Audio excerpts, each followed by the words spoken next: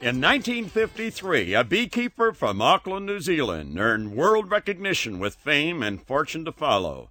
Knighted by Queen Elizabeth for his accomplishments, Sir Edmund Hillary and his native guide, Tenzing Norgay, became the first two people to climb Mount Everest and safely return after having tried and failed on two previous attempts. Hillary had two obvious character strengths, which literally took him to the very top: vision and persistence. Without persistence, all his skills would have meant nothing. These qualities and characteristics are the same as those you need to lead you to the top of your mountain. You are confronted by mountains every day. You can either climb the mountains or remain in the foothills. Any successful person will tell you that persistence is absolutely essential to climbing the mountains. The individuals who remain in the foothills have never chosen to develop this strength. These people dream of being stars. They want to receive the fame and fortune. But fame is not a common suitor. Fame only comes calling after a high price has been paid, and the poor people who march in the foothills refuse to pay that price.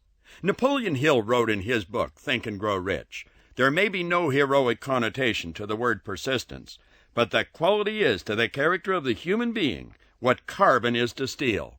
Hill was right. Persistence is a unique mental strength, a strength which is essential to combat the fierce power of repeated rejections and numerous other obstacles that sit in waiting and are all a part of winning in a fast-moving, ever-changing world. There are hundreds of biographies of highly successful men and women who have cut a path for others to follow, while leaving their mark on the scrolls of history. Every one of these great individuals were persistent. In many cases, it was the only quality which separated them from everyone else. Consider Ben Hogan. He weighed only 135 pounds, but every ounce was saturated with persistence. Born into a poor family, Hogan began to caddy at a local golf club as a boy to earn extra money for his family. This led to the birth of a dream. He would become a great golfer. Through a great deal of hard work, practice, and persistence, Ben Hogan became one of the world's greatest golfers. In 1948, he won the United States Open Championship. His accomplishments earned him world recognition, but he had not yet faced his mountain. The next year, Hogan was involved in a head-on collision with a bus, and he was not expected to survive his injuries. He did, but the doctors said he would never walk again. That was their opinion, not Ben Hogan's. He insisted his golf clubs be put in the corner of his hospital room, as he began to visualize himself playing golf again. 1 year later, Hogan won the United States Open Championship again. The next year, he won 3 major championships. In all, 54 of his victories followed that near-tragic accident. Does persistence pay? Ask Ben Hogan. I had the pleasure of speaking to a group of business people in Fort Worth, Texas, many years ago. The meeting I was addressing was held at the Colonial Golf and Country Club. This is Ben Hogan's home club. Prior to my speech, I had the good fortune of seeing the 54 trophies Ben Hogan had earned after his tragic accident. The trophies are there on display to encourage the weak-minded and to remind and reinforce the strong. Another person who has aptly demonstrated how far persistence can take you is Charlie Boswell. Boswell is a Birmingham, Alabama businessman, salesman, author, and golfer. He holds numerous national and international golf championships. But what really distinguishes him is that he is blind. That's right. Charlie Boswell lost his sight after being blown off a tank in the Second World War. Selling, golfing, and writing are all the pursuits Boswell has engaged in since his tragic mishap. Do you think Charlie Boswell is persistent? Well, do you? If you were to compare an entrepreneurial or sales career to one in the entertainment industry, you would find that every actor or actress holds a dream of becoming a star. Every entrepreneur or salesperson holds a similar dream. However, as an entrepreneur or as a salesperson, you have a much greater control over your destiny. There's no capricious director or casting agent who can put their foot on the brake of your progress. You alone decide to quit or to continue when those inevitable mountains loom up on the road to your goal. Every industry has entrepreneurs and salespeople, and for every star there are at least 20 amateurs. 20% of the salespeople take home 80% of the commissions. The beautiful aspect of sales is that you decide to which percent you will belong. And in the final analysis, as an entertainer, you must keep this beautiful truth firmly planted in your mind, that even the capricious directors and casting agents of our world are always overruled by the laws of our universe. Whatever you conceive and believe, through persistence, you must achieve. Entrepreneurial situation or not, decide right now to be one of those people who make it happen, to be one of the group who receives the lion's share of the profits. Understand that to join this select group of big producers, you must begin your persistence exercises now. Make persistence your most well-developed mental muscle.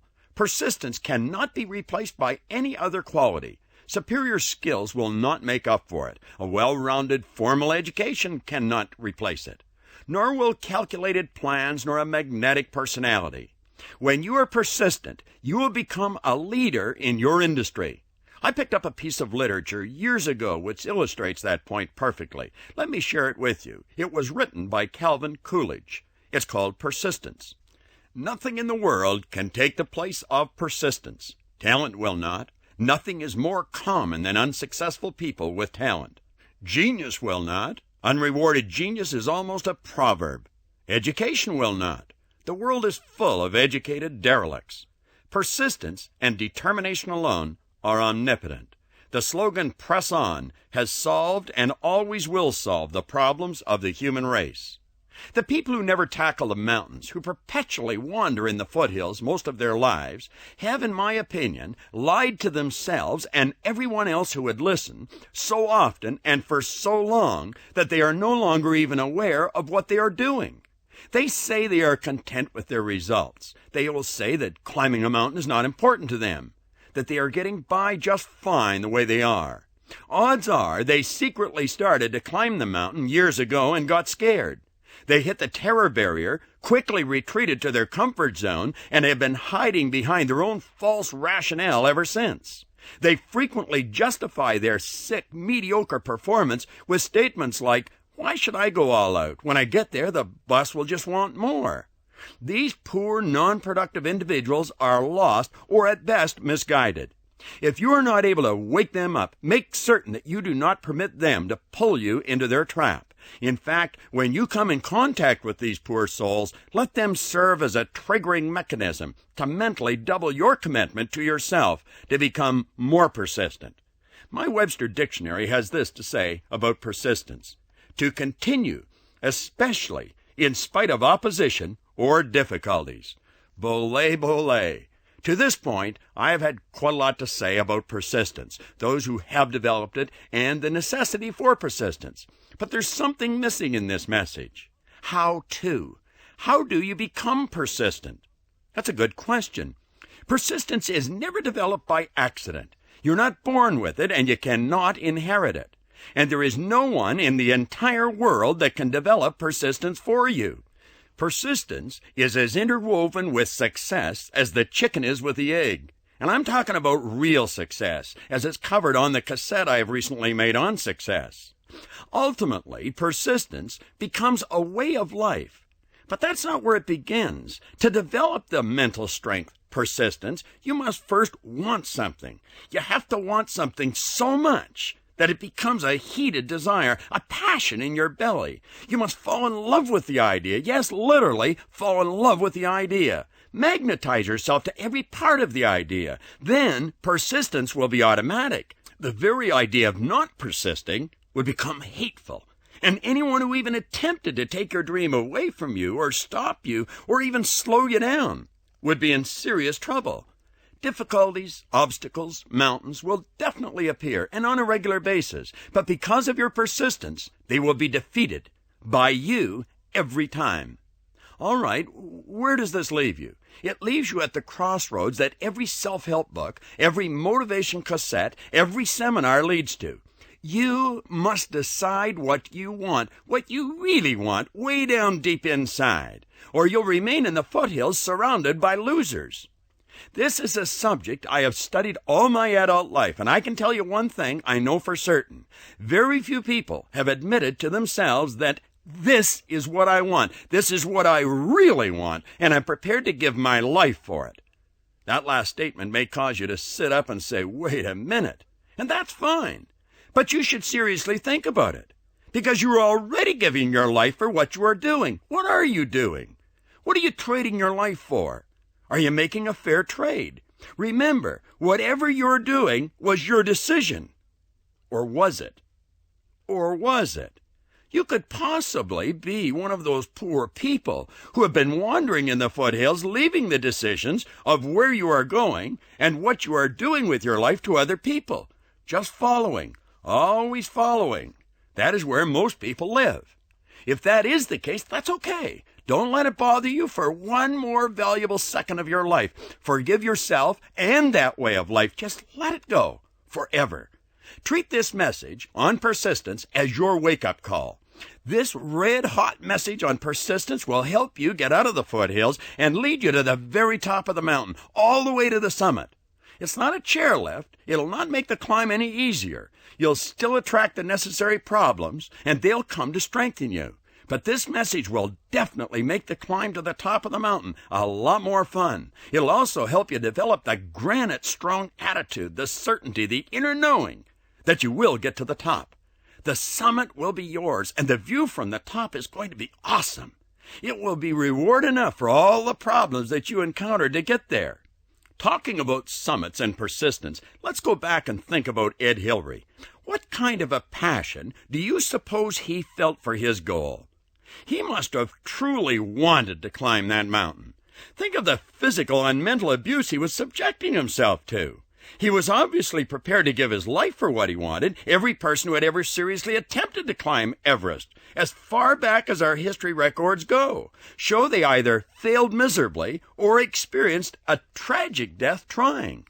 Most people, when they think about Sir Edmund Hillary and his expeditions, ask, what kept him going year after year? He wanted. That's what kept him going. That is why he was persistent. He wanted, really wanted, at a gut level, wanted something enough to keep going. When a person does not understand that, they'll usually ask, why? Why did he want it? He didn't know why. He didn't have to know why. Why wasn't important. Want was important.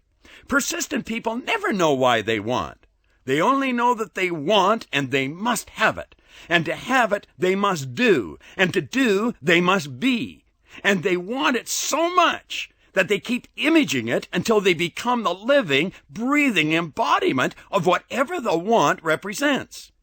For those are steps which must be followed for the creative process to work in our life. Ed Hillary became the mountain climber. The whys in our life are a blessing from Spirit. Let me repeat that. The whys in our life are a blessing from Spirit. They are Spirit's way of turning us into a perfect instrument for Spirit to express itself through. Spirit is always for expansion and fuller expression. The essence of you is spiritual. Spirit is saying to your consciousness, here, want this. Really want it. When you want this enough, you'll grow into the person who is capable of doing great work. You are worthy of having whatever you want. That is why ordinary people have always done extraordinary work. Because, listen closely, this is one of the greatest liberating truths you will ever hear. The ordinary people did extraordinary things because they consciously recognized what they wanted. And they refused to suppress or dismiss it. They would not let it go, even if failure, rejection, bankruptcy, or death was staring them in the face. It would have to be that way, or the ordinary person would never do the extraordinary. They would never persist. The power of their want and the intensity of their persistence caused them to draw on resources they previously were not aware they possessed. They expressed what they had within, greatness. It's persistence that expresses what you've got. It's persistence, yes, persistence that makes fame and fortune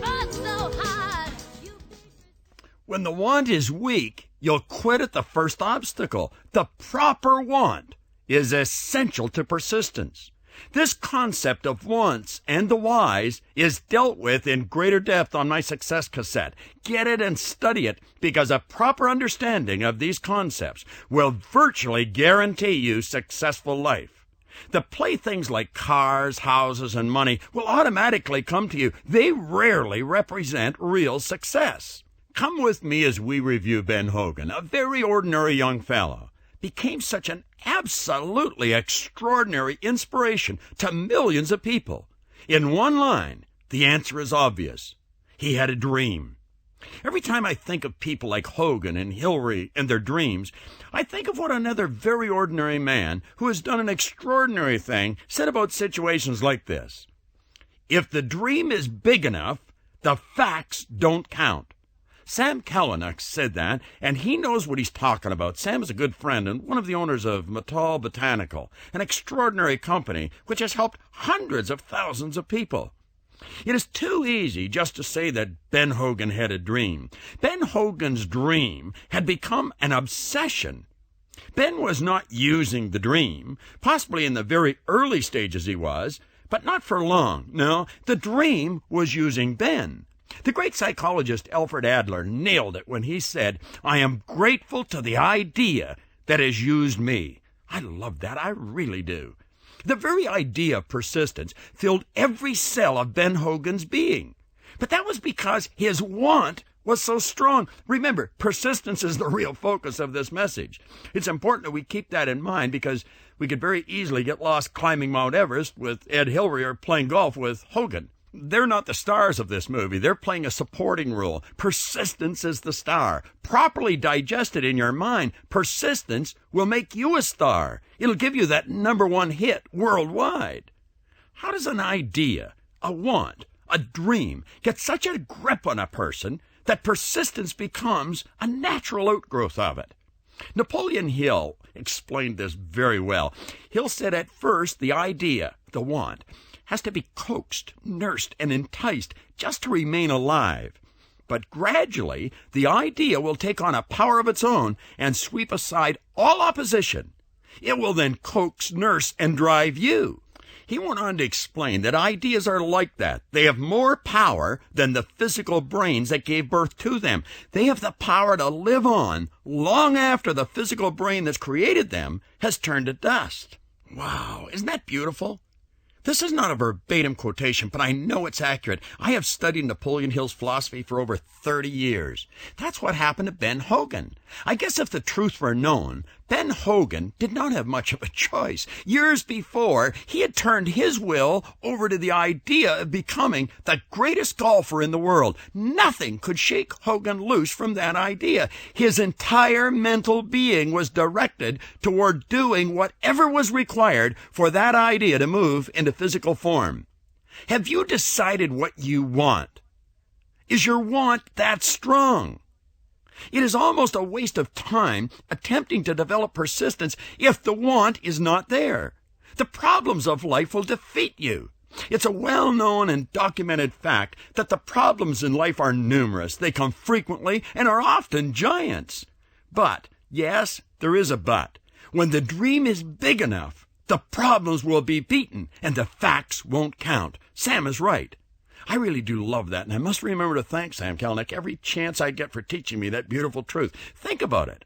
When someone presents you with a fact, a big, bad, negative fact, which shows you, proves to you why you can't do what your heart tells you you must do, you can do as I do. Smile at the carrier and quietly remember what Sam said. My dream is so big, that fact doesn't count. Then persist. Come back to Ben Hogan and you'll understand better what Sam meant. Ben Hogan was in a head-on collision in his car. He saw it coming and could not prevent it. His wife was in the front seat of the car with him. In an attempt to protect her, which he did, he threw himself in front of her. Ben's body was crushed. The police who came to the scene thought he was dead. There was debris all over the highway. The debris included his golf clubs, which were strewn all over the place. When they were putting Hogan in the ambulance, Mrs. Hogan asked a police officer if he would please pick up Ben's golf clubs for her. The officer looked at her and replied, "Lady, he's not going to need these sticks anymore." Mrs. Hogan quickly advised the policeman that he obviously did not know who he had just put in the ambulance. When they got Ben to the hospital, he was alive, but not expected to live. The best doctors in the country were flown in to operate on him. It was their opinion that if he lived, he most certainly would never walk again. Ben Hogan did live. He insisted that his golf clubs be placed in the hospital room where he could see them. He then demanded that an exercise bar be rigged up over his bed. This was in spite of the fact that he could not even move his arms, let alone lift his body. Do you remember what Sam Kalanick said about facts and dreams? The hospital staff brought in the exercise bar just to humor him. They felt sorry for him. Negative facts versus wants, dreams, persistence. Now you know what will win. The dream, of course, every time. 1 year to the day from the date of the accident, Ben Hogan tied one of the greatest golfers who has ever played the game and is still playing the game in a tournament, Sam Snead, a tournament that many golfers dropped out of because of driving rain. Ben Hogan went on to write his name in the history books of golf by winning 54 major tournaments after that accident. Think of what persistence did for Ben Hogan. It saved his life. It gave him life. Persistence will save your life. It'll give you life. If you're having trouble with persistence, your want is probably puny. It isn't big enough. This is probably the cause of your problem. Look around. It's a common problem. It's a human problem. Lack of persistence is almost always a symptom of the real problem. You must give these two concepts priority in your life: wants and persistence. Your life will be shallow if this is not given top priority. You'll live like minnows in the shallows. I want to entice you to come out here in the deep waters of life. The view is spectacular. The people you meet are tremendous. They are focused, dynamic, creative individuals. The energy is hot, hot, hot. Persistence will, as the lyrics of the song promise, cause you to express what you've got. And when you do that, fame, which is not a common suitor, will most certainly have your number and will come calling. Fortune will be yours to hold. Oh, yes, it will.